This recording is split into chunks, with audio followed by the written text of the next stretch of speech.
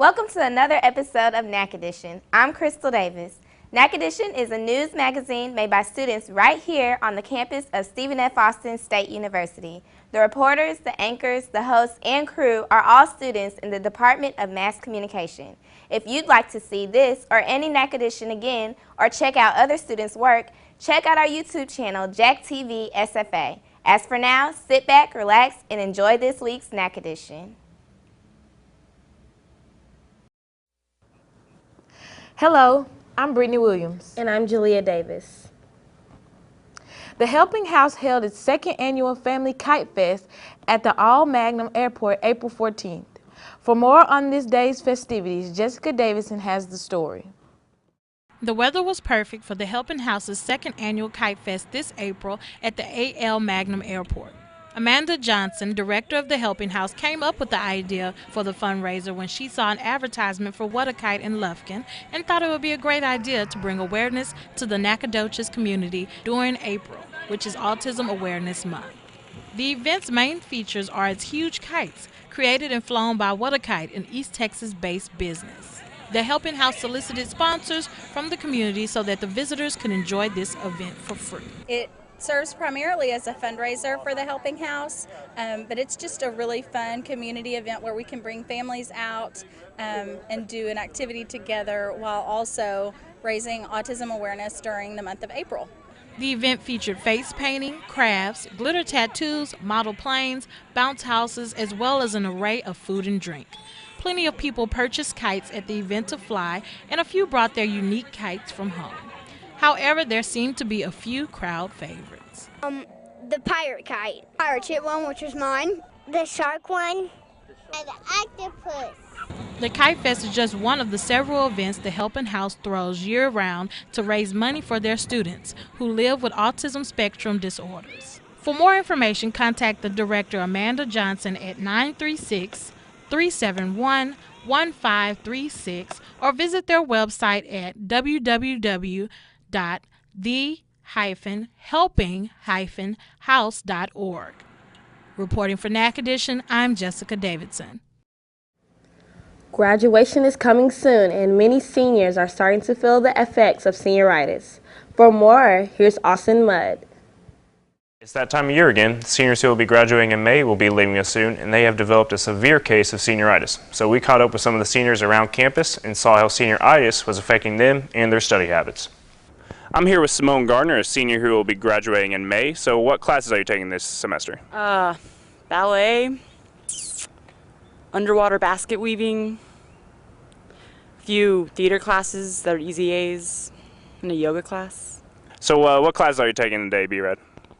I got theory of football, online intro to philosophy.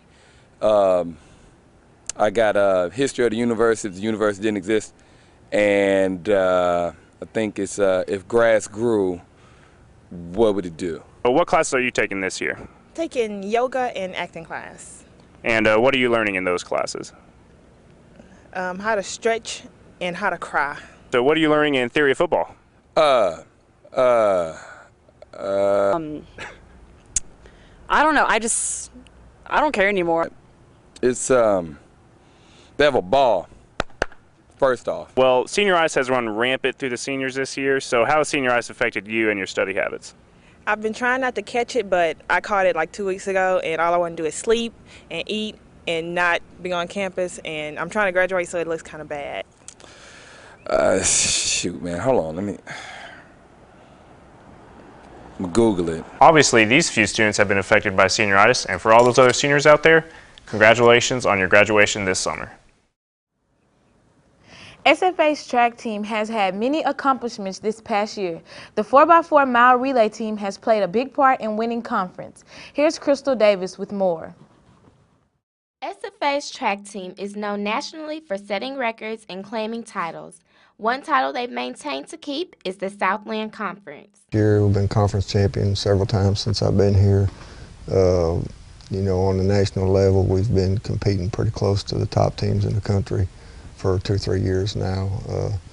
So that's probably a benchmark for our program and a highlight as well. We're pretty good, and I think we can line up and run with anybody. We're getting close to that level right now.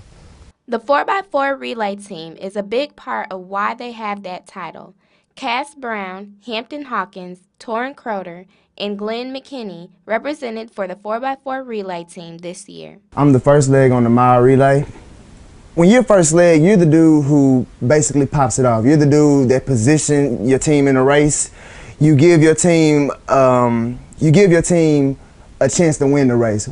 I'm a second leg. Like it's my job to make up the slack. Like if there's any slack at all, to better position my team to get it. I'm the third leg on the 4x4.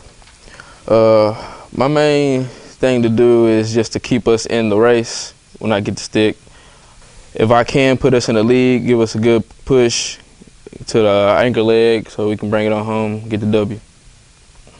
I'm the anchor leg of the 4x4.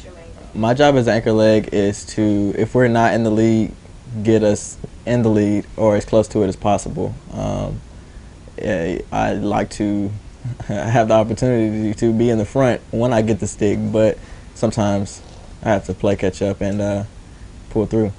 Each person plays an important role on this relay. Training and preparation is an important aspect when it comes to winning any race, as well as maintaining their titles. Reporting for Nac Edition, I'm Crystal Davis. Nac Edition sat down with Southland Conference All-Academic basketball player Desmond Heyman to talk about his accomplishments on and off the court. Here's Andrew Collins with more. For the second consecutive season, the Lumberjack basketball team has landed an academic All-Southland Conference selection. Sophomore shooting guard Desmond Heyman is one of 10 players in the 12-team conference to be honored for his academic excellence. And it means a lot. When Coach told me, I was surprised, but it's a big honor, to have a high GPA and continue playing ball, balancing school out with work, like you said earlier. It's a big honor. And my parents and family, they proud of me, so I just have to continue working hard every day. Currently a junior at SFA, Heyman is working towards a degree in kinesiology and health science. He spoke to Nac Edition about the disciplinary measures that take place off the court as a student athlete. You have to know that you have to get your grades first in order to continue playing. And it's kind of hard balancing it out with practice, weights, and class and your homework. But you just got to be tough and do it. For my GPA, I only had one night of study hall, just only on Sunday to check in. But it's a really honor for them to have study hall. That helped me out a lot when I first got here. They keep me on top with my books. They check in, the coaches, they check our class to make sure we're at every class. So study hall and the coaches on top of their job, they do real good. Heyman led the team in three-point shooting and was third overall in scoring for the Lumberjacks as they rallied to their fourth 20-win season in the last 5 years. Going into Christmas break, we was 5-7. Everybody, we was like kind of down, but we bounced back up and finished 20-12, finished second in the conference. We still didn't meet our goal, but we still had this year to go back in and fight hard. And the new recruits we coming in, plus our returning players, we feel like we have a good chance of winning it. Reporting for Nac Edition, I'm Andrew Collins. To see any of the students' work featured on Nac Edition, you can visit our YouTube channel by searching Jack TV SFA. Stay tuned. We'll be back after the break with more Nac Edition.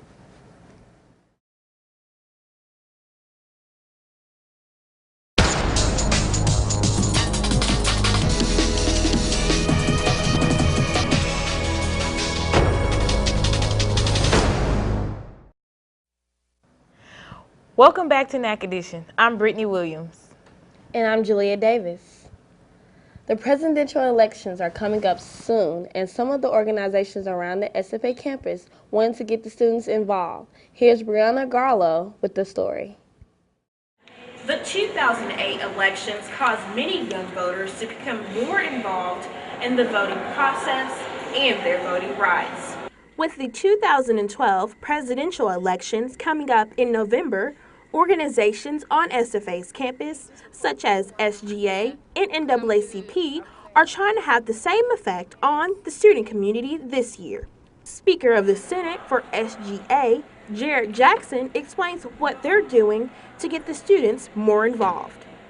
Right now, we are working on the program with the Young Democrats and Young Republicans and the SFA chapter of NAACP to get a program next fall that will be a debate between the Young Democrats and Young Republicans to sort of enlighten the students on both sides of the party and both sides of the campaign. NAACP members Alexander Evans and Felicia Campbell added more information about building more awareness on the 2012 campaign for students, faculty, and Nacogdoches County voters. I do know that students will not be able to use their student ID as a valid form of identification. You will have to use a Texas-issued official ID, which would be a driver's license or any type of just identification card. You will have to bring these with you to the voter sites. Also, if you have been a convict, you will not be able to vote in the state of Texas. We're going to give information on the different areas where you'll be able to vote and help anyone be able to get to their voting destinations who won't be able to have travel or mobile abilities on that day. Reporting for Nac Edition, I'm Gardner. Can't go outside and enjoy the area? Don't let your allergies stand in the way of you enjoying all the activities the area has to offer. For more, here's Lance Drake. It's springtime here in Nacogdoches. Finals week is just around the corner here at SFA. Finals week puts a lot of stress on people, but what can be more stressful than studying for those exams is an individual's stubborn allergies. According to WebMD, at least 1 out of every 5 Americans suffers from allergies. So how does an individual get allergies? For that, we talked to Dr. Robert Stewart, Associate Professor of Biology here at SFA. It takes an initial exposure, which sensitizes a person, and that likelihood of sensitization depends upon the environment. How heavily are they exposed to something? Dr. Stewart also told us that there is a genetic link between allergies and asthma and other related conditions. Seafood like shrimp and oysters can cause people to have allergies. Individuals can also be allergic to animals, plants, and probably the biggest one in our area, pine trees. There are many symptoms related to allergies. They include itchy eyes, a runny nose, or a cough. Some of the symptoms can be severe, such as anaphylaxis shock, which is common from nuts. We spoke with Dr. Miller at the SFA Health Clinic about what over-the-counter drugs are good for allergies. The trade names were known as Allegra and Zyrtec and Claritin. Benadryl's great, except for one problem. They make you so drowsy you can't stay awake. Make sure your allergies are in check the next time you go outside to enjoy everything Nacogdoches has to offer. Reporting for Nac Edition, I'm Lance Drake. The students in the Stephen F. Austin Creative Writing and Art departments were given a chance to come together and work on this year's Pen and Pigment Showcase. With more of the story, here's Ariel Kirkland. This year's 4th annual Pen and Pigment Showcase allowed students to express their creativity by offering a chance to collaborate between the art and the creative writing departments at the Stephen F. Austin State University. Students were able to express themselves through short narrative pieces, bookmaking, and metalworking. We sat down with Assistant Professor of Art Neil Cox to discuss some of the benefits of the coming together of these two departments. So each art student would have 2 paintings, and each creative writing student would have 2 poems, and then at the opening, the creative writing students would read through. They do a reading of each of their poems, Each year, 2 advanced creative writing and art classes are selected to participate in the program. One project in particular that the students put a lot of work into was their single-sheet accordion-style books. It comes from one flat piece of paper that's torn and folded in a certain way so that it can fold up into pages of a book. And one of the stipulations I gave to my students was that they couldn't put any text in their books, and so I was showing them how to make kind of abstract imagery so that it wasn't just a specific pictures that the English students would respond to. although some of them did that. The students have worked on their submissions the entire semester. So what is one benefit this instructor sees in doing this yearly project? The whole event is designed to encourage collaboration, which helps students think in ways that they haven't thought before. Anyone wanting more information on either the creative writing or the art department can contact SFA's website at sfasu.edu. Reporting for Nac Edition, I'm Ariel Kirkland. If you would like to join Nac Edition by suggesting stories for us to look into or check out SFA's Mass Communication Department as a whole, please visit the website listed below. There you can find pictures of our new studio, faculty, and staff bios and contact information, and learn how you might be able to join us here at SFA. We'll be back after the break with our community discussion roundtable right here on Nac Edition. Stay tuned.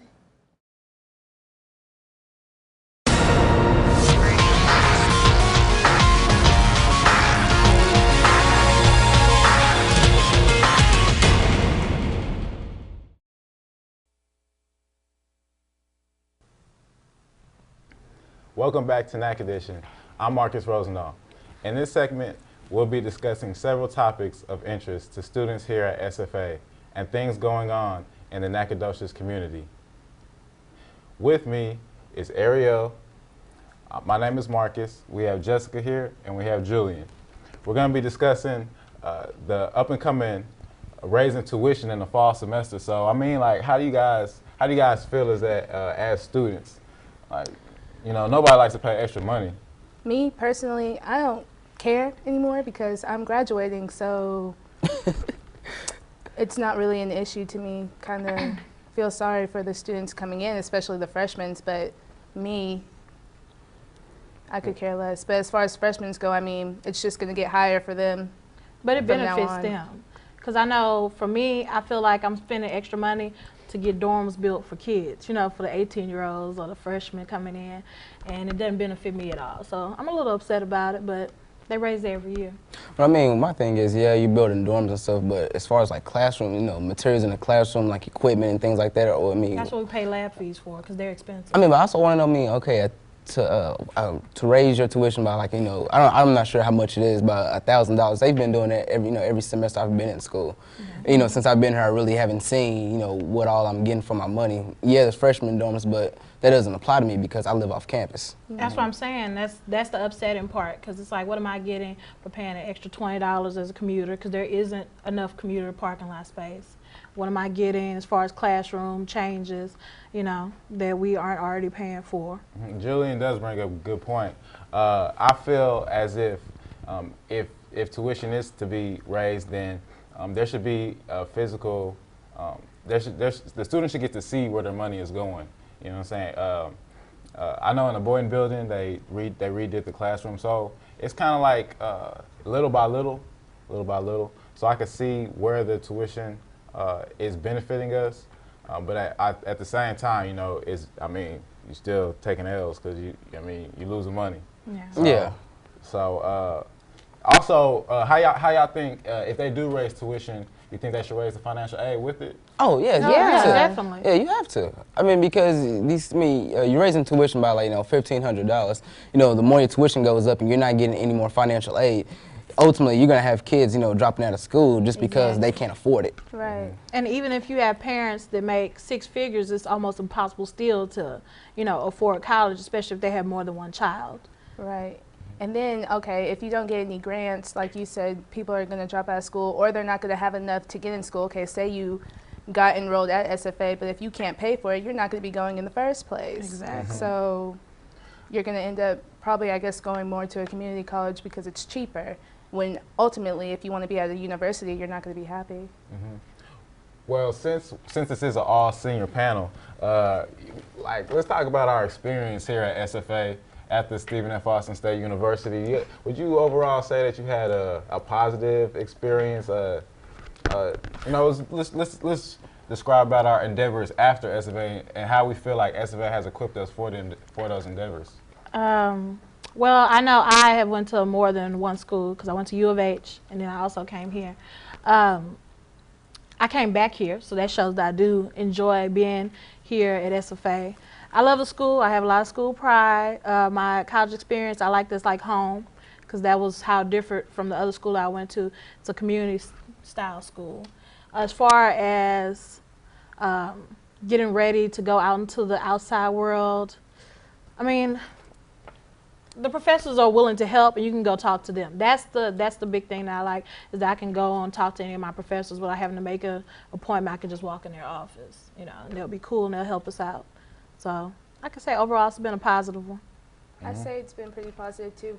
The main thing I like about SFA is that it's not super small, but it's small enough where I can really have a personal relationship with my professors, as well as get the hands-on experience that I really don't think I would get at a huge school. Like, I know my friend goes to UT, she doesn't get that hands-on experience. I'm here at SFA, I can actually touch the equipment and benefit from all of that and say, okay, look, I was able to do this. I may not be perfect at it yet, but I've been working on it for 4 years.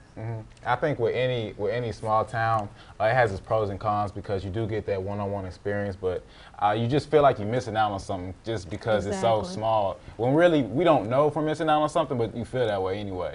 You know, I was just getting ready to touch on that. I transferred over from another school like Jessica.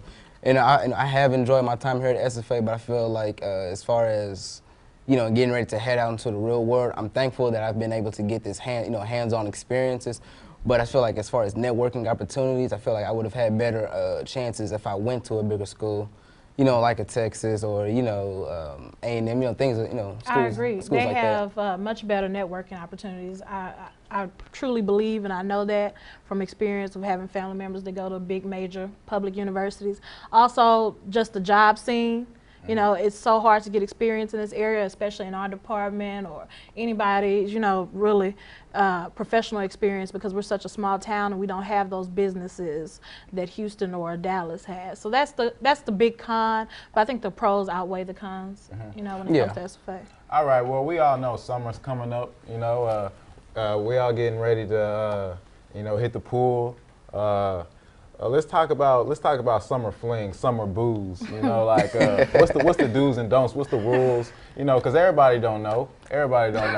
So you know, like let's take it from a male perspective and then from a female perspective on Julian. Yeah, one, you got to establish rules in the very beginning. Like it's got to be clear and cut that hey, you know, this, you know, we're just having fun right now, and we're not, this is, you know, nothing too serious, you know, we're just enjoying the season. I think that's first what guys have got to, you know, put out there. And, you know, and I think girls, they, you know, at times they get, you know, a little confused on, I'm just from my experiences, you know, I think they'll get a little confused on, like, hey, go ahead. I don't think females get confused. As far as flings go, I think it's absolutely not. You don't need to get in a relationship in the summertime. Males get just as confused as the females do. I know me personally, I have guys who get pretty confused and aren't understanding that this isn't going to turn into a relationship, but they have a hard time adjusting to that. Summertime is just your own time. You get to do whatever you want to, and that should be for males and females. Just have fun. Yeah, I think the number one rule is don't get in your feelings. You know, That's stay out of your feelings. That's a good one. If you understand that rule, we said we're both adults here. Stay out your feelings, follow the rules. You know, we're having fun. It's summertime. Right. Summertime, no feelings. All right, that's all the time we have for this discussion.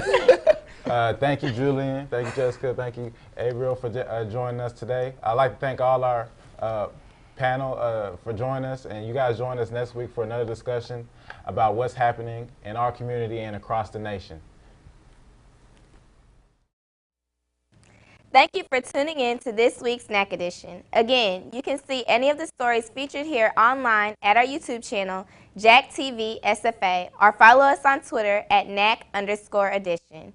If you would like to learn more about our program, our department here at SFA, visit the web address at the bottom of your screen. Again, thanks for watching, and we'll see you next time on Nac Edition.